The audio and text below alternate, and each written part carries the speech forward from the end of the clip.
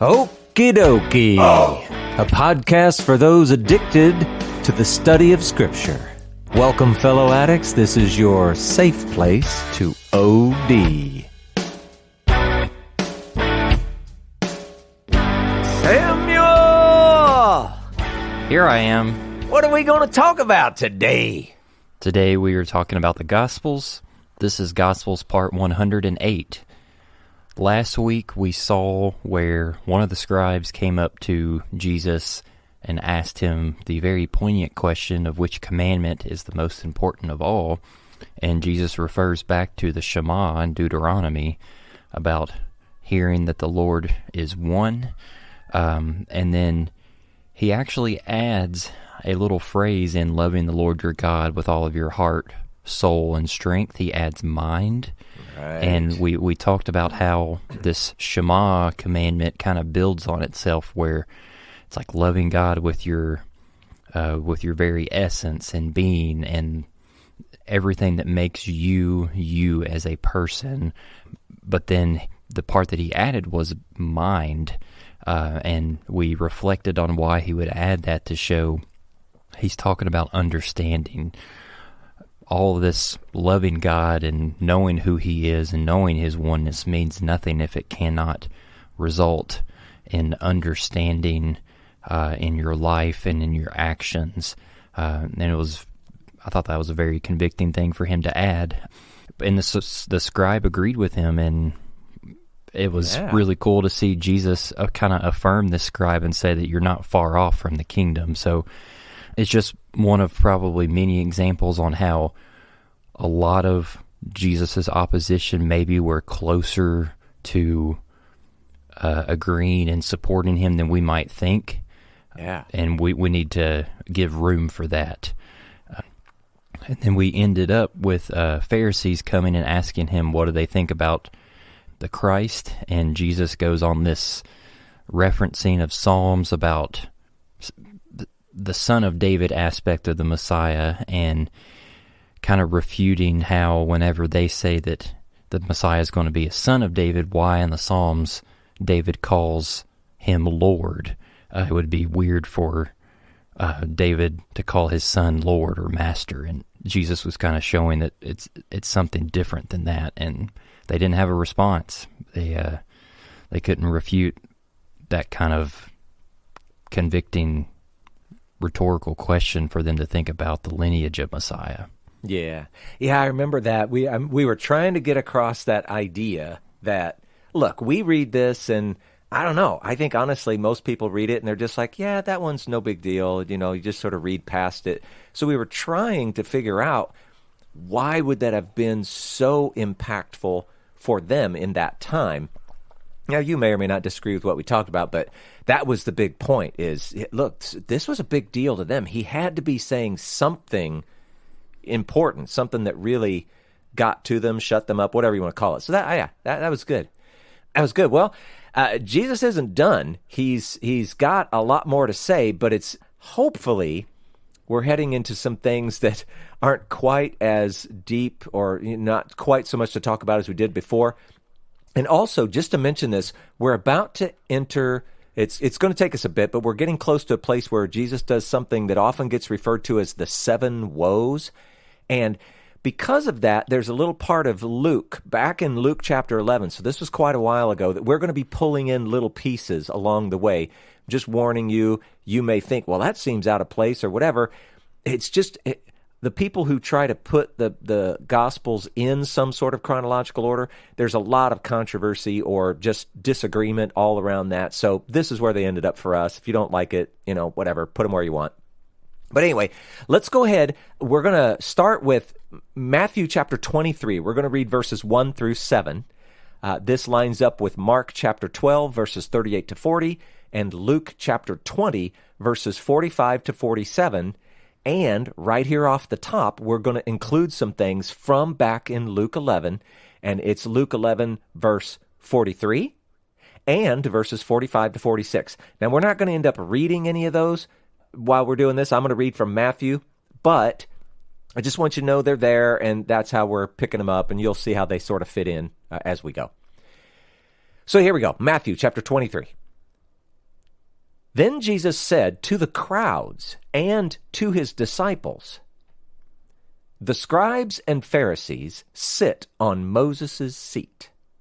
So do and observe whatever they tell you, but not the works they do. For they preach, but do not practice.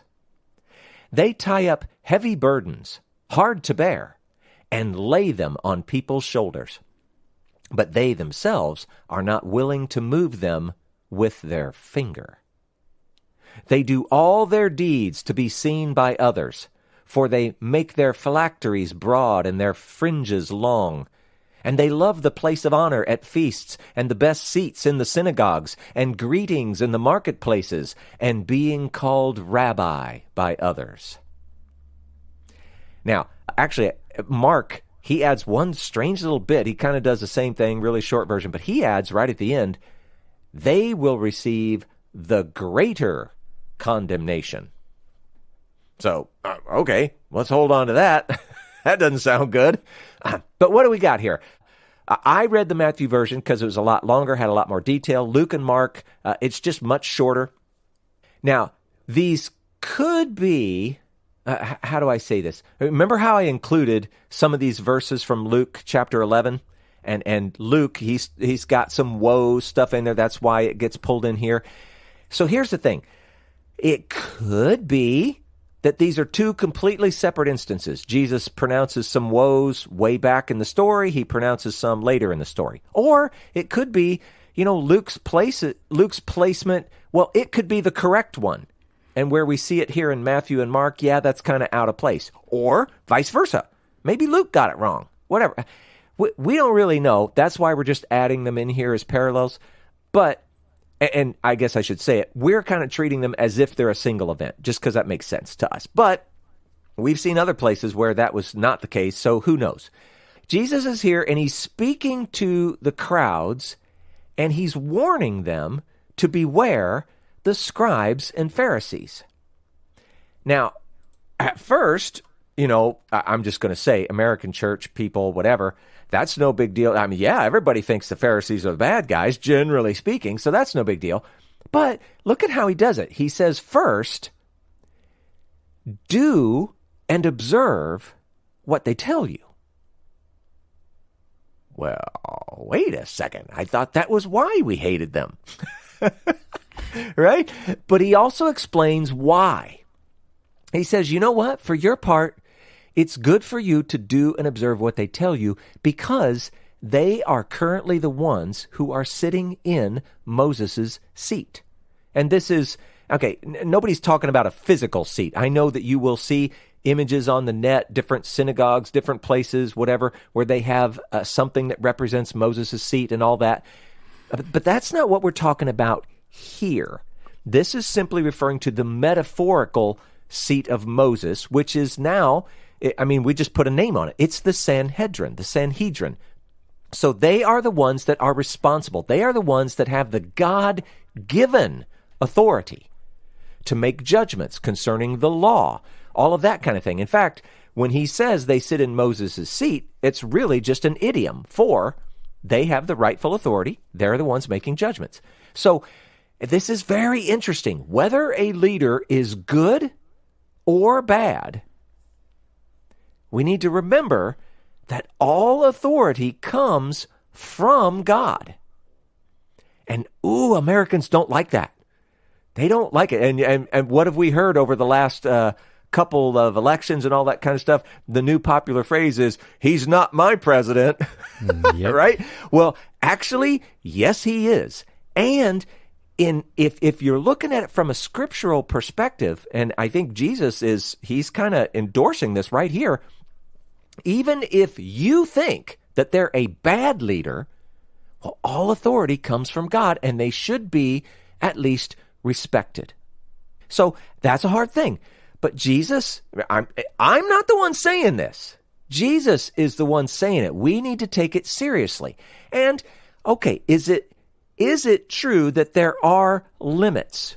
Like if that authority is demanding that you do something that goes against God, can you push back? Well, by all means. You could think about gosh, I don't know, maybe the Daniel story. That's a good one. Or Jesus himself in some cases, right? So there are limits, but the basic rule, the basic understanding, the basic duty as a Christian is, you know what? You need to respect authority because it comes from God, even when you think it's bad, or even if it is objectively bad or whatever, but don't let them push you to do things that are against God's rules. That's all. All right. Jesus himself, he's faithfully obedient. And I don't know, put a number on it, Samuel. What do you think? 99.9? Is that enough? Let's add another decimal. Well, 0.99. Yeah. And to human authorities, it's slightly less because he did push back on occasion. So I'm sorry, I should have been more clear when I asked. When we're talking about Jesus being faithful to human authorities, okay, call it 99.9% of the time. Because, we did see the occasional pushback. But to God, okay, yeah, he's faithfully obedient. How much, Samuel? 100. 100%. And for all those people who love to say things like 110% or whatever, I get it. I know what you're saying. You're trying to emphasize, exaggerate, whatever. But, oh my goodness, you realize that that's impossible, right? Okay, got that out of my system. Even Paul feels the same. And I want you to look at something. This is in Romans chapter 13, verses 1 and 2. Samuel, read it for us. Let every person be subject to the governing authorities, for there is no authority except from God, and those that exist have been instituted by God. Therefore, whoever resists the authorities resists what God has appointed, and those who resist will incur judgment. Now, I just like the verses we're actually covering right now, I think people read this and have one of two responses. Well, surely he didn't mean in this situation or that situation, right? They just kind of go, well, surely he couldn't mean that. But okay, again, we've admitted occasionally, yeah, that could be true. But I think that this covers a whole heck of a lot more situations than people are willing to give it credit for. And in case Jesus isn't enough for you and Paul isn't enough for you, let's do one more. Peter thinks it too. Samuel, read from 1 Peter chapter 2, verses 13 and 14. Be subject for the Lord's sake to every human institution, whether it be to the emperor as supreme, or to governors as sent by him to punish those who do evil and to praise those who do good. Yeah. Now, some people look at that and they're like, oh, no. You can see that they're punishing evil and praising good. They must be good leaders. Okay? But we've already shown in Jesus and Paul's case, that is not true at all. I know that this is a really hard saying, but we don't get to pick and choose the parts of Scripture that we like and don't like. And I know that this isn't just a solid black and white. Yeah, there's a little bit of gray in there. I'm merely suggesting that from Jesus and Paul's, and I would even say Peter's perspective too, a whole bunch more is in fact black and white than we are often willing to let it be. And we don't save those gray areas for when God's will, God's instructions, God's rules, etc., are actually being challenged. So, and you know what? What are people going to do, Samuel? Who are they going to look to in history when they go, really, I'm supposed to be subject to the governing authorities? What about, fill in the blank, Samuel? Oh no, I'm blanking. Worst guy in human history ever, leading countries, Heil. Bro, I'm smooth brain right now. Hitler. Oh. That's everybody's favorite example, right? That guy. Well, what about Hitler? Are we supposed to be subject to... Okay, now this is going to be hard to hear. The simple answer is yes, but Hitler, being as bad as he was, obviously raised a lot more gray area, right? When it was, hey, why don't you stick these people on a train while we ship them off to be killed? Okay, maybe at that point you want to resist the authority a little bit, right? I get that. But... We just understand what's being said.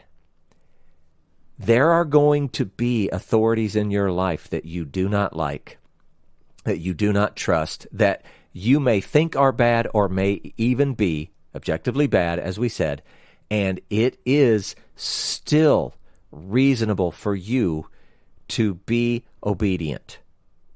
And that's a hard thing to hear, but we got to do it. So let's keep going. What is so bad about these scribes and Pharisees? Forget Hitler, forget, whatever you think in your country, your whatever. They did not practice what they preached. Now, this is cool because this is our modern understanding of hypocrisy. What do we think that hypocrisy usually means? What's the sense in Scripture, Samuel? It's an actor. Yeah, and you can see the connection, but here, this really fits our modern view of hypocrisy. You're not doing what you say to do, or whatever, right? So God's Torah, in the ideal, actually is not burdensome. And I know that sounds weird to us because we look back at the Old Testament law and we're like, whoa, who could ever live like that? But it is, in fact, the very source of freedom and liberty, which is very ironic, but it's true. Now, some of the legal decisions and observance details added by the leaders back here in Israel, first century and prior, some of those were actually burdensome. Some might even call them back-breaking. Some might call them soul-crushing. The point is, they were the exact opposite of Torah. Somehow they were using Torah, twisting Torah, and laying burdens on people. It's a bad thing.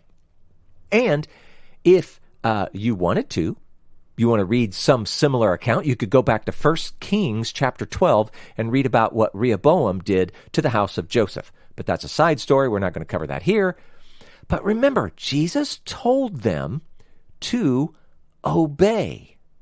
Okay, unlike what we saw with the house of Joseph if you went back to 1 Kings 12. Anyway, these leaders were unwilling to follow all that they themselves had either decided or added or whatever you want to call it. And this was most probably obvious in secret, right? If you could get a peek behind the scenes of their secret lives, you would see it very clearly. But see, here's the beauty. God sees. Can you hide anything from God, Samuel? I don't believe you can. No, you just can't. No matter what it is you think you're getting away with, and most often we've got in our heads, nobody is seeing me right now, and they're thinking about people. God always sees every single second, moment, thought, action, fill in the. He's always there. As if it wasn't enough that these guys were, bringing up these burdensome rules, whatever. They were also parading around like strutting peacocks. Now, this is the part where hypocrites, this is the actor part. They wanted to be seen for their outer dressing, their public honor, special attention, all that kind of stuff when they were in public. And again, that's the Bible's understanding of hypocrisy.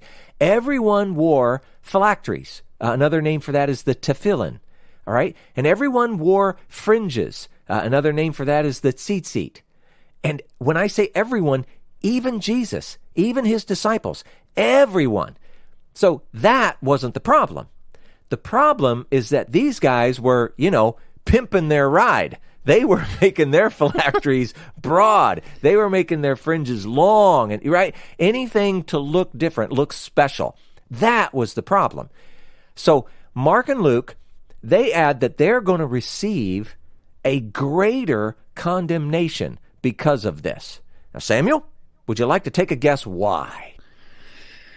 Probably has something to do with bringing down the lowly even lower than they already are. Oh, yeah, that's good. I'm going to try to break it down into like modern language. They have been given a greater responsibility, and because of that, they had the potential for greater what? I mean, if you think about it in the positive sense, if they use their responsibility well, it's going to bring people enlightenment and obedience in their lives. But if they abuse that, it's going to cause pain and suffering and hardship for the people that they're supposed to be guiding. Yeah, excellent. That's exactly it. Greater responsibility could lead to greater reward, or greater responsibility could lead to greater judgment. And the problem is that they have used it to bring pain, suffering, injustice. You can fill in whatever word you want there. And so instead of getting greater reward, they were going to get greater judgment. Here's a more simple example of this, and maybe something that we can more easily relate to in our normal everyday lives, church lives, whatever. Samuel, read James chapter 3, verse 1. Not many of you should become teachers, my brothers, for you know that we who teach will be judged with greater strictness. Yeah, they have a greater responsibility, and therefore they've got greater potential for either reward or judgment. It's a tough thing. And so, you know what? Take a moment. Here we are doing this podcast, laying this stuff out there. We are volunteering for greater judgment if we're not doing a good job. Do you understand that? This is a big, big deal. And so as you listen and as you think about, the things that we're teaching, know that we are taking this as serious as a heart attack. Know that if it leads you to a place of teaching others and all that kind of stuff, you're taking on a greater responsibility. It is a good thing, but it's not something that should be taken lightly. See, much of what we see listed here, we read it and we just think it kind of seems silly. It's just a bunch of look at me behavior. Mark and Luke add one important item that we didn't see when we read Matthew, and it's this. They devour widows' houses. And so we can take that and know that, okay, it isn't just the silly behavior, the hypocritical actor-like behavior. They're also actively doing things that are unjust and causing suffering, etc. They were enriching themselves off of the very ones that they were supposed to care for. They didn't just say devouring people's houses, they were devouring widows' houses. And, Samuel, go back to the book of Exodus. What was some of the primary objective coming out of slavery in Egypt? What did God want for his people Israel? They were supposed to care for who? The alien, the orphan, and the widow. Yeah, it's a big deal. And these, the actual leaders in and among Israel, were not doing that thing, the primary objective. Now, this isn't even an exhaustive list. It's only supposed to be representative. But in this one item alone, the devouring widows' houses, we can see that they were willing to do the worst of the worst, taking advantage of widows. However bad you might think that is today, this was horrible back then. Like I said, it's the worst of the worst. And it represented the exact opposite of God in every way. Yeah, it's hard for me to get into the minds of those leaders who are so familiar with the text and the commandments of God, and, well, pardon me, maybe feels like it's a stretch to say the heart of God, but would they be experiencing any kind of conviction or guilt or shame for taking advantage of someone so helpless like a widow, especially in first century Jewish culture that was patriarchal, right, where women, wives depended greatly on men to take care of them, protect them. Yeah, completely dependent. So are we to treat these people as similar as Pharaoh, like their hearts are hard, or they've got ulterior motives, but they've got the nagging sense of, you could say, God's Spirit attached to the text, reminding them of what actually is the right way. It's just, this is hard for me to relate to these people. Yeah. Well, and I think what you asked, could we think that they, like Pharaoh, had hard hearts? Well, yeah, I think that's a reasonable potential. Yeah, maybe they did. We could also look and say, well, they were actually self-deceived. They didn't even see this truth about themselves. They thought that they were okay. Why? How? Because, like you talked about, they were looking at the text, but they were finding ways to justify their behavior. And we do this to ourselves all the time. And the trick is, this is so cool. If you see it in someone else, it's like a glaring, blinking, gigantic billboard sign. It's so obvious. But to see it in ourselves, sometimes it seems nearly impossible. But yeah, it is hard to relate to, but I'm just going to say, I would bet you that if people spend enough time with me, now I don't know if they would, compare me to devouring widows' houses or whatever, okay? Hopefully not. But I bet you that people would spend enough time with me and they'd go, I just don't understand how Paul can't see this.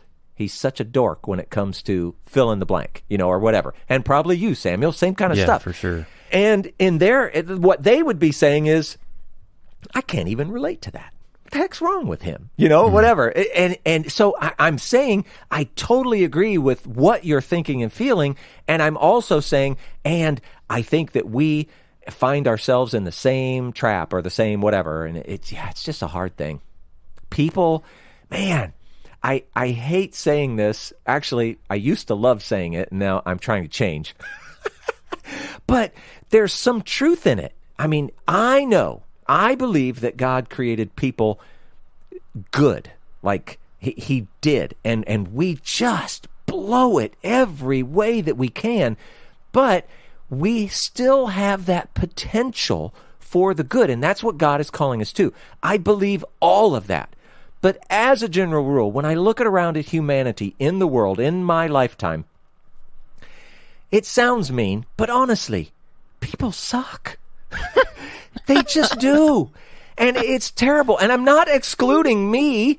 It's a hard thing. But as Christians, we are supposed to defy that in every way. We are supposed to be the light and the salt, the thing that people around the world look to and go, you know what? There is something better. There is something different.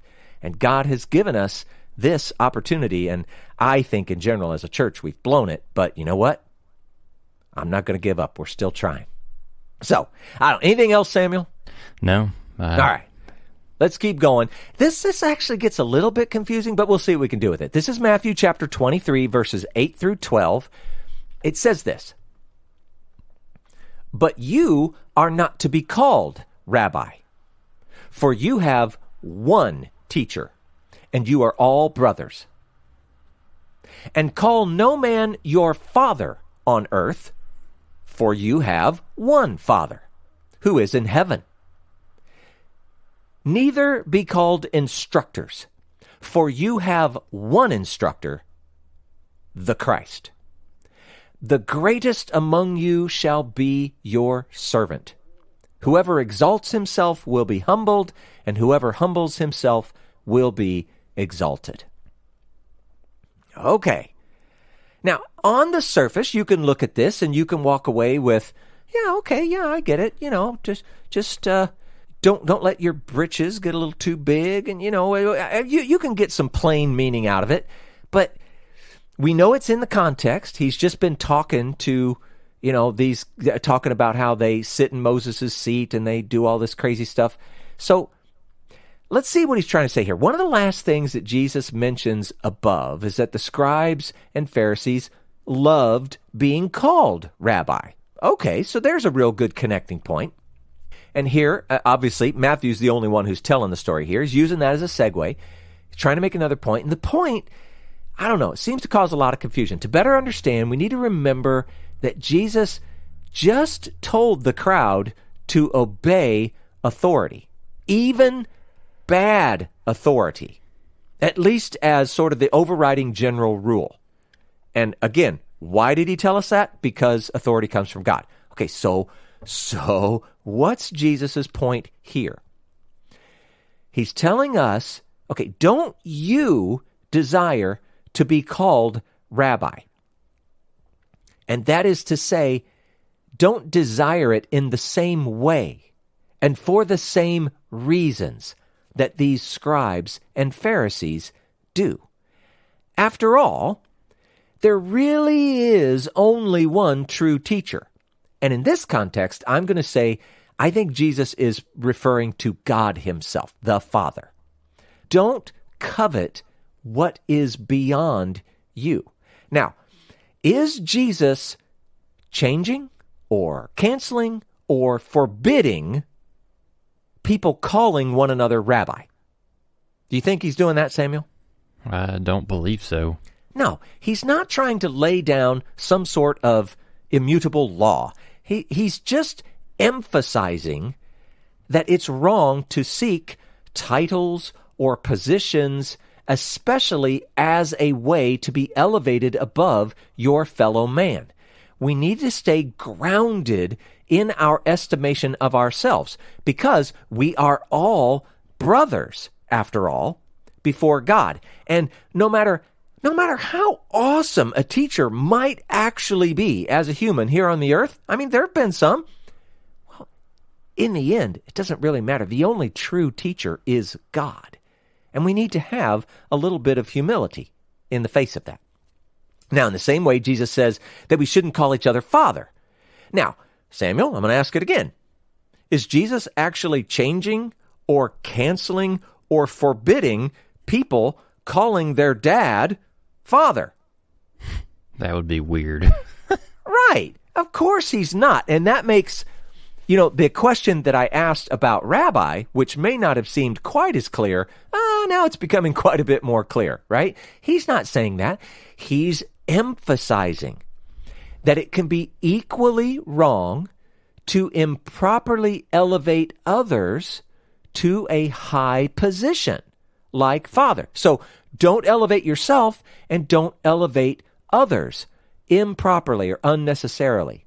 After all, and in a very similar way, we all really only have one Father. Who's that Father, Samuel? God the Father. Yeah, I think again, he's pointing to God the Father specifically. And we are all brothers with that one Father. See, we need to stay grounded in our estimation of ourselves. That was kind of what he was getting at with don't desire to be called rabbi for the wrong reasons. And we need to stay grounded in our estimation of others. We're all brothers before God. So you can see Jesus, he's just kind of bringing everything down to, hey, could we just be real for a second? We're all pretty much in the same boat. We should understand that. And then he adds this final one, don't be called instructor. And I don't know about you, Samuel. Does that not sound like just a repeat of teacher? Yeah, it does to me. I don't know. But it isn't. Other words that we could use here would be like a leader or guide or director, or even we might go as far as to say a master. Now, it kind of helps me because I'm trying to distinguish between teacher and instructor. So it helps me to go with some of those stronger words, the phrase would then read something like, neither be called master, for you have one master, the Christ. Okay, I don't know that it's maybe good or right or fair for us to insert that word there, but it definitely helps me to really make a good distinction between what he's talking about. And this, it just highlights the point. Quit seeking to rule over other men. So then if you say it that way, then you can go, oh yeah, okay. Even if we use the easier words like instructor or leader or guide, oh yeah, I'm seeking to rule over other men. I shouldn't seek that, and definitely not for the wrong reasons, right? And it's that idea, again, of trying to elevate your own standing among men.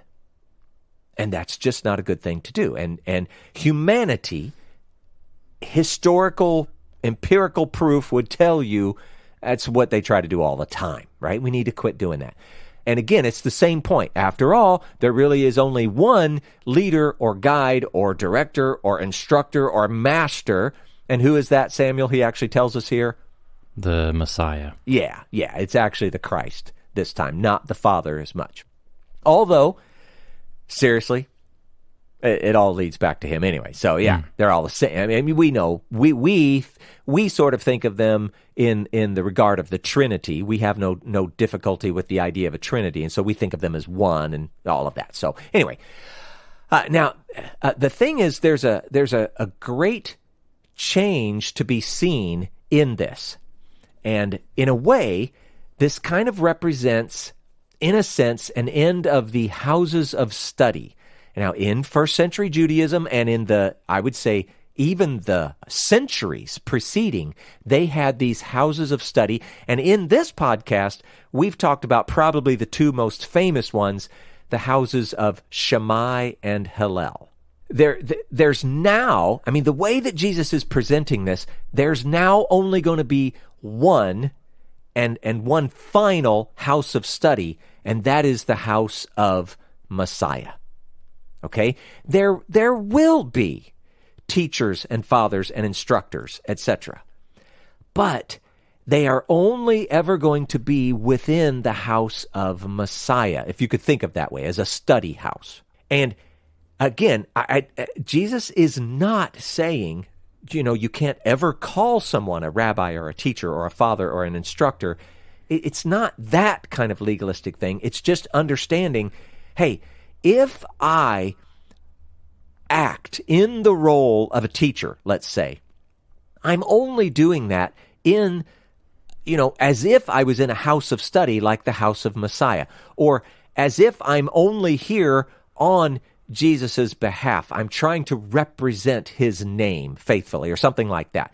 That's really all he's getting at. And what you might want to do is look at Paul's complaint against divisions in the church in 1 Corinthians chapter 3. I think that adds to our conversation here. But again, that's for you on the side. We're not going to go into that here. So I'm going to ask this one other way, because I think it's important that we get this point. Samuel, has Jesus erased all forms of authority and hierarchy? I don't believe he has. No, he has not. He just told everyone to obey the authority. Did he not? For sure. They sit in Moses' seat. Do what they say. He just told them that. Why? Because it comes from God. Their authority comes from God. Jesus is often called rabbi or master or Lord, etc. And he doesn't correct people. So why is he saying all of this stuff? It could lead people to believe that all authority and hierarchy has been reduced to this simple image of God's on top, and then there's all of us. But he's not. And verses 11 and 12 explain it, I think, to some degree. Do you want to be great? Do you somehow want to be an authority or high up in the hierarchy or whatever you want to call it? Is that what you want? Well, here, be the servant of all.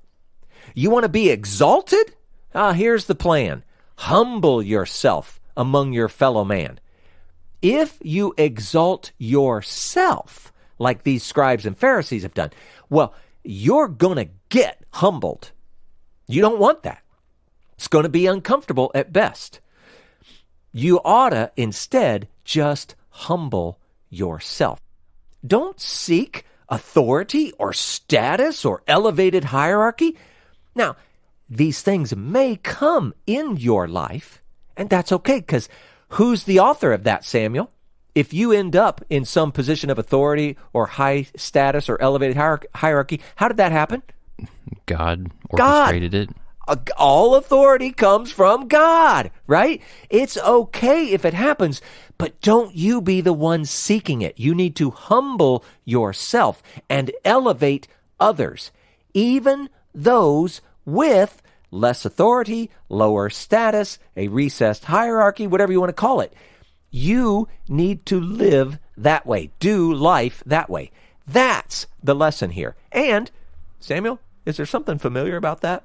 Sounds familiar.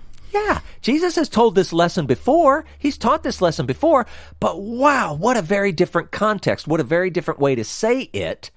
And it's just really good for us. Yeah, it is really good. And one of the things that was maybe convicting for me, or it made me stop and pause and having to connect the dots in my thinking, because especially with Jesus saying neither be called instructors, and how you were referencing how it's kind of the end of the houses of study. I don't think that Jesus is trying to say that all of the, I guess, generations of Jewish scholars and thinkers wrestling with the Torah leading up to the time of Jesus should be thrown away, forgotten about, because we just have Jesus now. Because there's so much good in things that Shammai and Hillel said. We talked about, I think in a previous podcast, on how there was this issue with the house of Shammai not being willing to consider other forms of thinking and introspection on the things of God and humanity, but the house of Hillel was, and how the public was much more in favor of the house of Hillel because of their openness to actually entertain conversation and wrestling, rather than saying, I'm right by default and you are wrong. I think Jesus is still encouraging that. He's just saying, go to those places, and then at the end of it, see if it is in line with the ultimate, authority in terms of teaching instruction, with, the one who lived it out in human flesh, the Messiah. Yeah. And then go from there to say whether you can add it to your tool belt or you have to cast it aside. Yeah, and you know what? You bring up a really good point. It used to be that when, let's say you had a rabbi somewhere and he was going to teach about a thing, he would often refer to his own rabbi as a source of authority.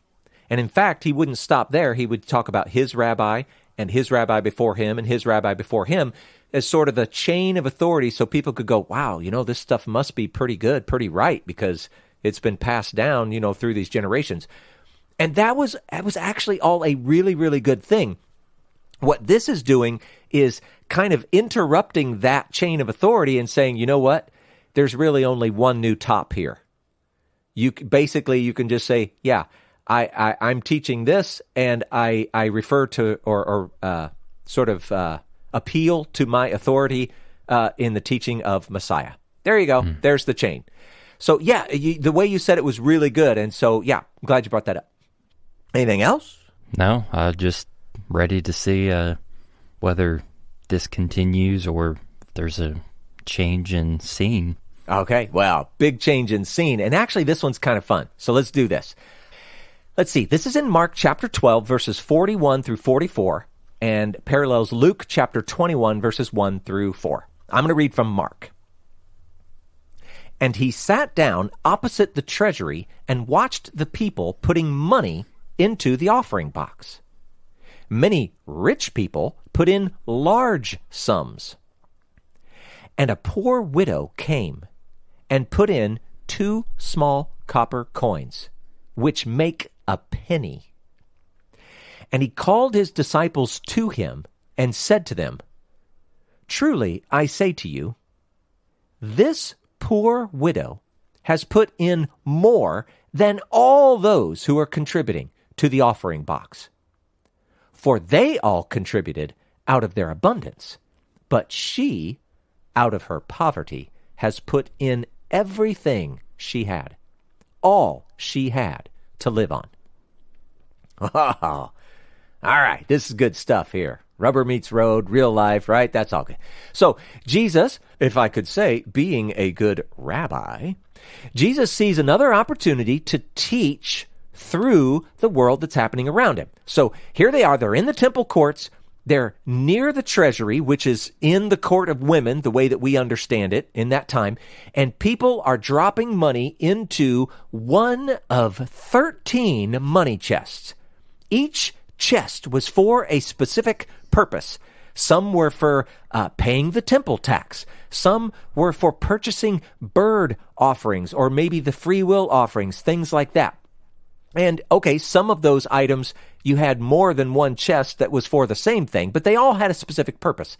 And remember, this is the week leading up to Passover, so the temple is busy with people. It's just all kinds of people from everywhere, all over the country, some even outside the country.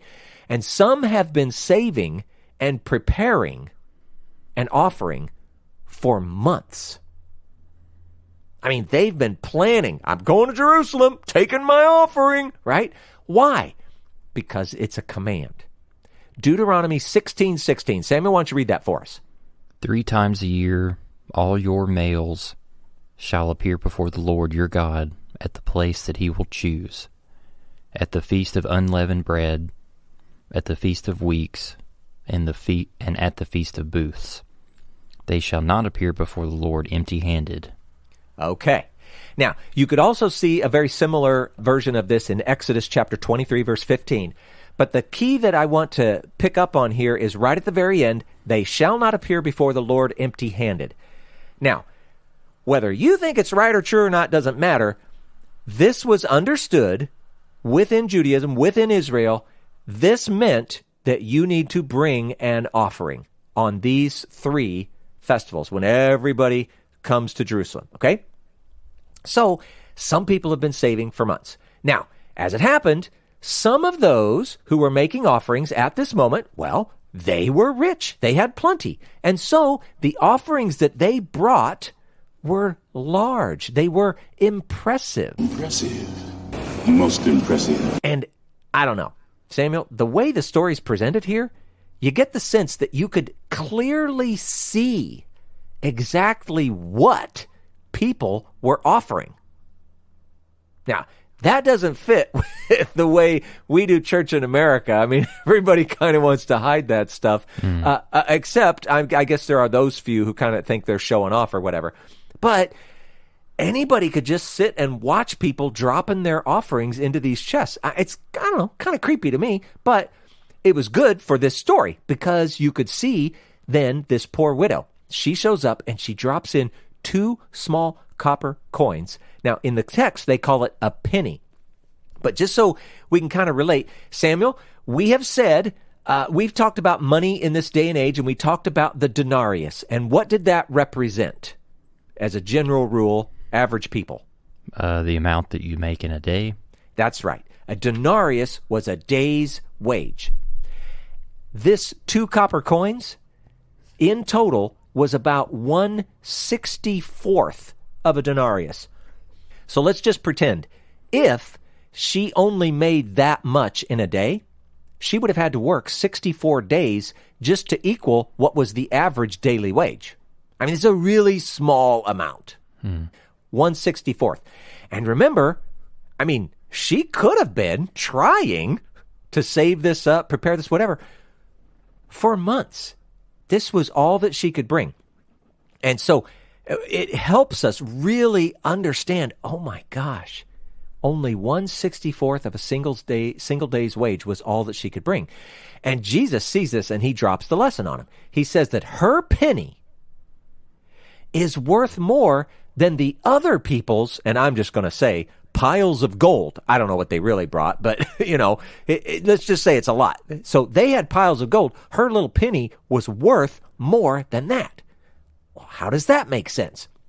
Well, in the plain sense, this is, of course, ridiculous. Piles of gold are worth way more than a couple little pieces of copper, at least the way we value particular metals and whatever. But Jesus explains, her penny came at great cost. She lived daily in poverty, in lack, and yet she found a way to offer something to God.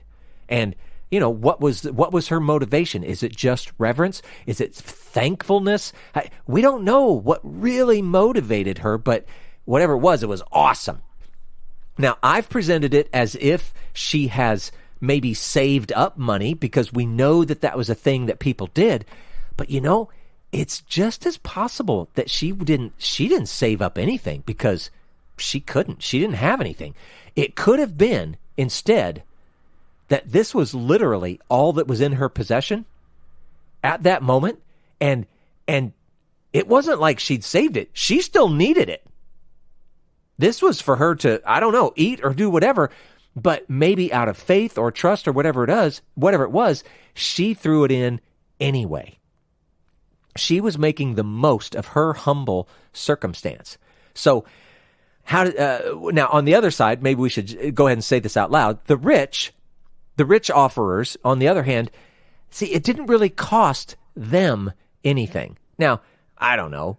Anytime you possess something and you give it away, if you think of it that way, it kind of feels like it's costing you something, but it didn't really. It doesn't appear that it was any real cost to them. They only gave out of their abundance, their leftovers. They didn't do without any food or clothing or shelter or any of that. They gave out of abundance. And so in that sense, it cost them nothing. They had no poverty. They had no lack, and they made no personal sacrifice at all. And so they made the least that they could out of their abundant circumstance. Now, here's the question. Is this a lesson about giving to your local church? Want to take a stab at that one, Samuel? I'm going to stretch and say no. Yeah. The answer is unequivocally no. Now, I know that there are people that are going to be upset that I said that, but there are a lot of reasons for it. First of all, you don't understand tithe or offering. You don't understand a whole bunch about your Old Testament if you think that there's some obligation giving to your church. And at the same time, I'm, generally speaking, a fan of giving to your local church, okay? This lesson, though, to pull it forward and to try to make that explicit connection, it's just wrong. But at the same time, it's important that we understand, hey, this lesson, well, it's not irrelevant either. The whole concept of giving and generosity and all those kind of things, very, very important, and giving to your church is a part of that. All I'm saying is that this is not the actual point here.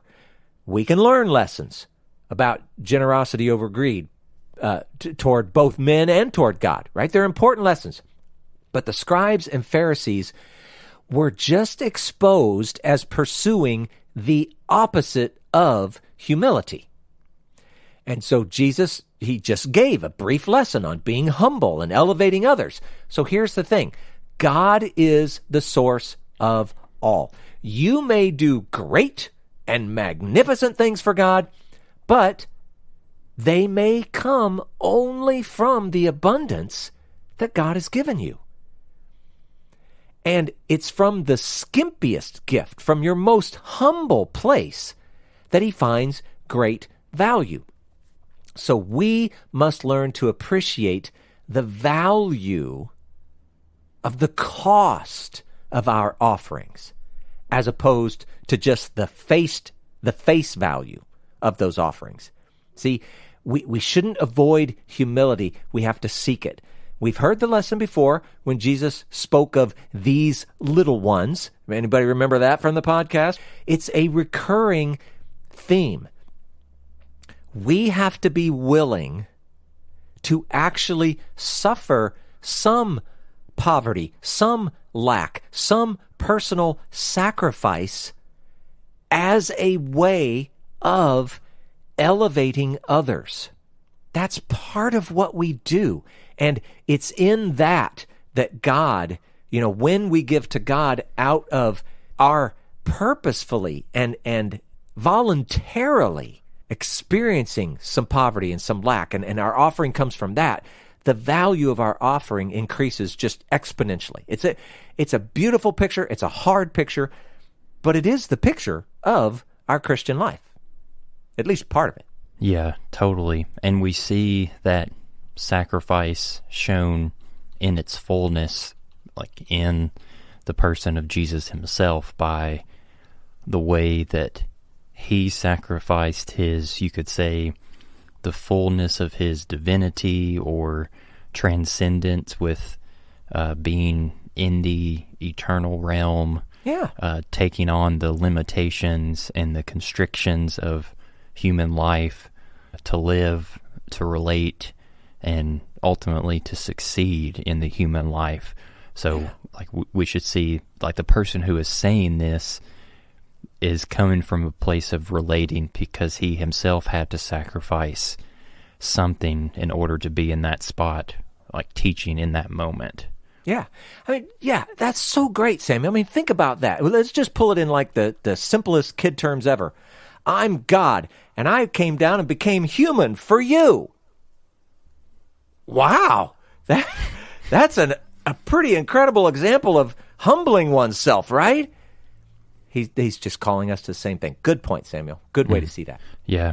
And I also wanted to just relate back, this ties so well to last week's teaching of Jesus when he got asked what's the greatest commandment, and he added in the loving the Lord your God with all of your mind, including, heart, soul, and strength. Like, this is just another example of one's understanding and how that relates to how it results in your action. Like, Jesus is getting at the heart. Like, is your giving coming from a place that you see God as the provider and the giver of all things, and you are wanting to give praise, give thankfulness for God being that role in your life? Or are you giving the scraps, the leftovers, because you got all your bills paid and you got everything spent for fun that you wanted, and you got some left over, and here's whatever's left to throw in for your local church. So it all ultimately bottlenecks to mind, to understanding how you respond. Yeah. Oh, that's so good. The two greatest commandments, love God, love your neighbor, right? What does that look like? It looks like this. And we can even go back and say, well, how do we know how to do this properly? All the details back there in the Torah. There you go. Yeah. Oh, good, Samuel. Anything else? Because, you're on a roll. I'm gonna quit while I'm ahead. Wisdom that I wish I had. Yeah, that's good. Well, all right. These were good things. And I know I mentioned that we were going to be doing the 7 woes, and just like, we've become experts. Let's just admit it. We're breaking right here, and we'll do that next week. Yeah, we're saying, whoa, Nelly, on the woes. That's right. WHOA on the WOE. Needs to be in a rap song. It could be. It'd be a bad one, but it could be. All right, let's be done. Okie dokie. Thank you for listening to the Okie Dokie Most podcast. Don't forget to subscribe so you never miss an episode. And be sure to write us a rating and a review to let us know how this content is impacting your life. You can find out more information about the podcast at www.okiedokimos.com. And if you'd like to get a hold of us, please send us an email at okiedokimos@gmail.com. And until next time, we pray that you will do your best to present yourself to God as one approved, a worker who has no need to be ashamed, rightly handling the word of truth. We'll talk to you again soon.